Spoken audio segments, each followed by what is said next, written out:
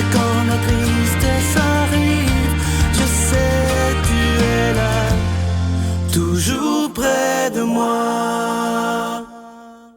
Mardi matin, bienvenue à votre émission de la Victoire de l'amour. J'espère que vous avez bien dormi. Je voudrais saluer aujourd'hui ceux qui particulièrement nous écoutent sur leur tablette ou leur téléphone. Je sais que vous nous écoutez à l'heure que ça vous convient. Alors, je vous salue d'une façon particulière. Aujourd'hui, je sais qu'il y en a même en Europe qui nous écoutent sur leur tablette et des gens qui sont présentement en Floride aussi qui nous écoutent sur les tablettes et les téléphones. Alors, je vous salue. On rejoint immédiatement Pierre Gervais, Major.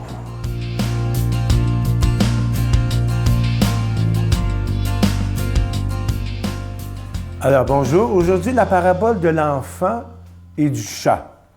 Alors, un jeune enfant de 8-9 ans aimait beaucoup son chat, un beau chat tigré, gris et noir. Et puis, ce chat aimait aussi se faire caresser par son jeune maître. L'enfant aimait jouer avec son chat, dormir sur le divan avec son chat. Il lui apportait des friandises. En tout cas, les deux étaient inséparables. Puis un jour, l'enfant est sorti à l'extérieur, dans le jardin, en arrière de la maison, avec son chat dans les bras, puis il tenait son chat pour le caresser puis lui faire des mamours. Tout d'un coup, le chat a vu un mulot courir dans le gazon.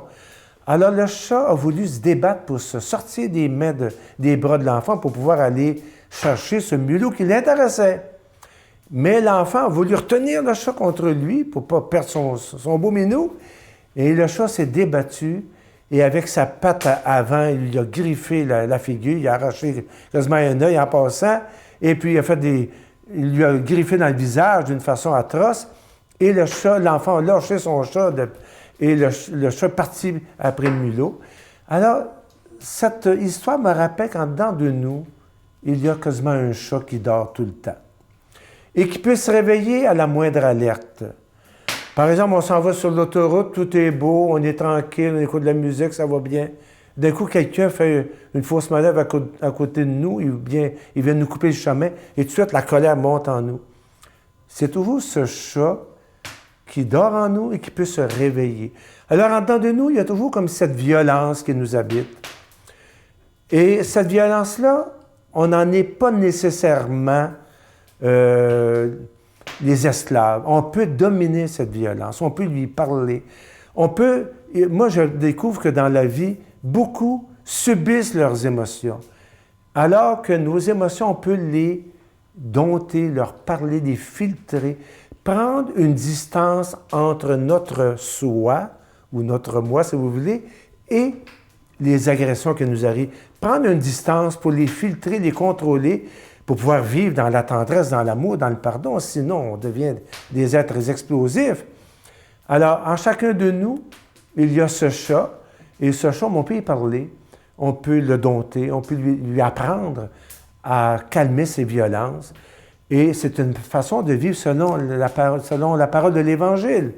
Alors, bonne journée, soyez heureux, et à bientôt. Notre Père qui es aux cieux, que ton nom soit sanctifié, que ton règne vienne, que ta volonté soit faite sur la terre comme au ciel. Donne-nous aujourd'hui notre pain de ce jour. Pardonne-nous nos offenses comme nous pardonnons à ceux qui nous ont offensés. Ne nous laisse pas entrer en tentation, mais délivre-nous du mal, car c'est à toi qu'appartient le règne, la puissance et la gloire pour les siècles des siècles. Amen. La Victoire de l'amour vous invite à un magnifique pèlerinage en Terre Sainte en Jordanie en compagnie de Sœur Angèle, l'abbé Donald Thompson et Sylvain Charon. Nous visiterons en Israël, Nazareth, le mont des Béatitudes, Bethléem, Jérusalem, Massada et Kouram. Et en Jordanie, Petra, Mont Nebo, la mer Morte et plusieurs autres endroits, du 26 mai au 10 juin 2015. Informations et réservations, voyage intermission au 514-288-6077 ou sans frais au 1-800-465-3255. C'est la dernière semaine que je vous parle de ce beau bracelet de la paix, une exclusivité de la Victoire de l'amour. Je vous rappelle que, évidemment, vous le savez, avec tout ce qu'on vit dans notre société, il est de plus en plus important de parler de paix, d'amour, de partage. Et en portant ce bracelet, on est en train de dire au monde entier que nous ne sommes pas nés pour la haine, nous ne sommes pas nés pour la violence, mais que nous sommes nés pour l'amour, le partage et la paix. C'est pour ça qu'on l'a appelé le bracelet de la paix. Il est en cristal, orné de belles petites croix, plaquées argent, et au bout, un crucifix plaqué argent qui montre notre attachement à Jésus de Nazareth. Je vous rappelle que c'est avec un don de 25 $. Et si vous en voulez 2, un don de 40 $. Et le bracelet, il est déjà béni. Voici l'adresse. La Victoire de l'Amour, casier postal 120, succursale Boucherville à Boucherville, le J4B 5E6. Je vous la redonne. La Victoire de l'Amour, casier postal 120, succursale Boucherville à Boucherville, le J4B 5E6. Également par téléphone, par carte de crédit, du lundi au vendredi de 8h30 à 16h30 dans le 514-523-4433, 523-4433 ou sans frais, le 1-888-811-9291, 1-888-811-9291 et aussi sur notre site Internet, le www.lavictoiredelamour.org.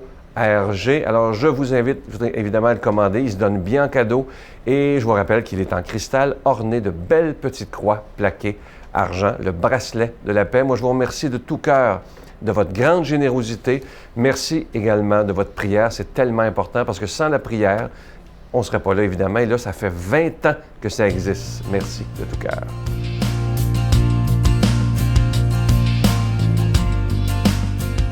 Mon Dieu, donnez-moi la sérénité d'accepter les choses que je ne peux changer, le courage de changer les choses que je peux et la sagesse d'en connaître la différence. Amen. Aujourd'hui, la parole de Dieu nous sera annoncée par l'abbé Daniel Gilbert.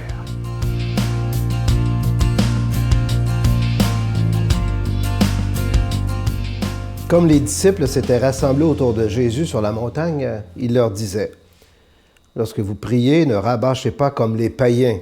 Ils s'imaginent qu'à force de paroles, ils seront exaucés. Ne les imitez donc pas, car votre Père sait de quoi vous avez besoin avant même que vous l'ayez demandé.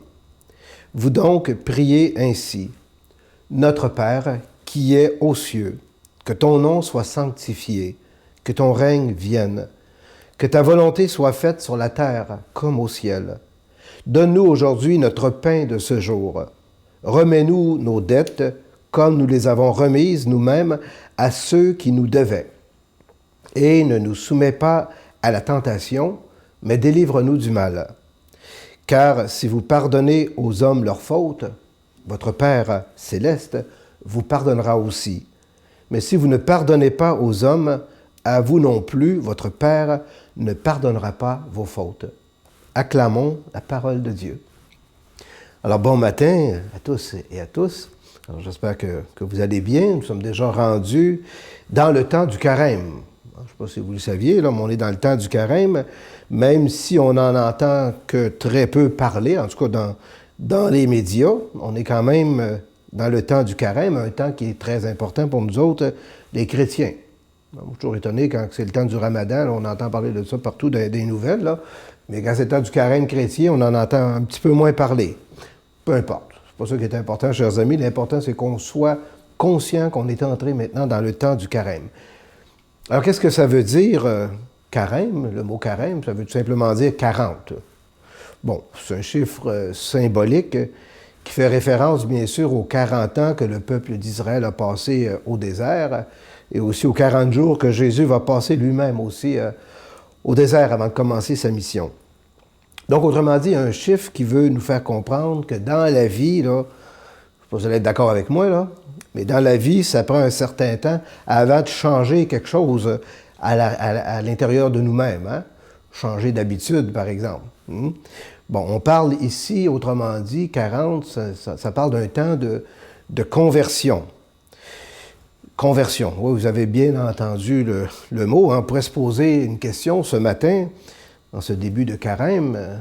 Est-ce que j'ai besoin de conversion? Et de quoi j'ai besoin d'être converti? Vous savez, quand on parle de conversion, on parle de, comment on peut dire, une espèce de transformation intérieure, un retournement intérieur qui nous fait voir notre vie sous un nouvel angle, sous un nouveau regard. Pour nous autres, les chrétiens, c'est le regard, bien sûr, de Dieu. Et la liturgie va nous dire, durant le temps du carême, « Laissez-vous réconcilier avec Dieu ». Alors ça veut dire regarder son cœur et oser y jeter un regard neuf, un regard nouveau, comme pour y faire une espèce de ménage du printemps à l'intérieur de nous. Dans le fond, chers amis, des questions toutes simples que je vous propose ce matin. Hein. Qu'est-ce que je veux plus traîner à l'intérieur de moi, par exemple, comme préjugé dans mon cœur? Hein? On a peut-être quelque chose à convertir là-dedans. Ou bien non, de quelle haine je veux me débarrasser à l'intérieur de moi? Hein? Ça peut être intéressant de réfléchir là-dessus. Hein? Ou bien non, quel regret ou bien quel deuil que je porte présentement à l'intérieur de moi, que j'aurais peut-être besoin à un moment donné de me libérer de ce deuil-là ou de ces regrets-là. Vous voyez, une sorte de manière de se convertir. Hein? Puis pour y arriver, à changer réellement quelque chose dans notre vie, bien, le Seigneur, il nous donne 2 moyens un matin. 2 moyens tout simples. D'abord, la prière. Il nous dit « Ne rebâchez pas comme les païens », nous dit Jésus. Quand il dit ça, il veut faire référence, lui, à ces incantations-là, puis à toutes ces formules adressées aux idoles dans les temples païens à l'époque, hein, pour essayer de les convaincre et puis d'avoir certaines grâces de leur part. Bien, Jésus nous dit non. Il dit, la prière qui nous enseigne, c'est une prière qui commence par « Notre Père qui est aux cieux ». La belle prière qu'on connaît tous, voyez-vous, là. Notre Père qui est aux cieux, ça veut dire quelqu'un qui est tout proche de nous, qui est à l'intérieur de nous. Les cieux, ça, c'est à l'intérieur de nous que ça se passe. C'est pas une divinité inventée là, par la raison humaine. Hein? Et c'est la prière qui nous donne ce pouvoir-là de nous décentrer de nous-mêmes pour se recentrer sur Dieu et après ça sur les autres, sur nos frères, sur nos sœurs. Hein? Donc la prière, mais aussi la miséricorde. Pardonner, nous dit Jésus. Pas facile, pardonner. Combien de gens disent « Oh, j'y pardonnerai jamais ». Jésus nous dit non. Le temps du carême, c'est un temps justement pour faire un ménage et être capable de pardonner, mais avec la grâce de Dieu. Puis pardonner, c'est pas un signe de faiblesse, c'est un signe d'espérance et de joie. Alors que la prière et la miséricorde vous accompagnent tout au long de ce temps du carême, et je vous bénis au nom du Père et du Fils et du Saint-Esprit. Amen. Je vous salue Marie, pleine de grâce. Le Seigneur est avec vous.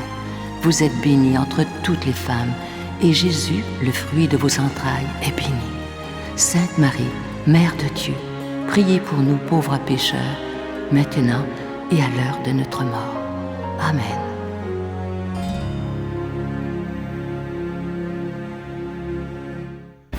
Venez célébrer avec nous le 20e anniversaire de la Victoire de l'amour en compagnie de Monseigneur Christian Lépine, archevêque de Montréal, l'abbé Robert Lemire, l'abbé Robert Jolicoeur, Dolly Dimitro, Jean-Marc Chaput, Sœur Angèle et Sylvain Charon. Et en chanson, Miguel Padilla, Alexandre Belair, William Coallier, Robert Lebel, Giorgia Fomenti, David Thibault. Et un mini-spectacle de l'unique Michel Louvain, le samedi 16 mai 2015 à 13h à l'Arena Maurice Richard de Montréal, Métro Vio. Coût du billet 25 $, taxes incluses.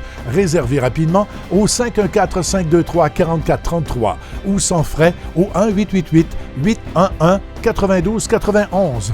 Un grand rassemblement d'amour et de foi inoubliable. Je vous laisse avec cette pensée qui dit ceci. À la fin de certaines épreuves de la vie, cessez de mettre un point d'interrogation alors que vous devriez mettre un point final. Passez à autre chose. Ça, c'est tellement vrai. Il ne faut surtout pas rester accroché à des choses du passé qui nous ont fait mal. Il faut mettre un point final et passer à autre chose de plus merveilleux. Parce que l'avenir peut toujours être merveilleux si on le décide. À demain. Bye. Fait que je me rappelle, c'était 2-3 heures le matin, là, j'étais dans les rues de Fort-de-France, puis je me suis mis à genoux. Ah, c'est beau quand vous racontez ça. J'ai imploré Dieu, là, puis à je lui ai demandé de me prendre, que j'étais plus capable. Là. Puis j'ai fumé cette taffe de crack, là, puis je me suis réveillée à l'hôpital, j'avais fait une overdose. Puis là, j'ai été prise en charge par mon père, puis c'est mis comme une espèce de mission de me sauver.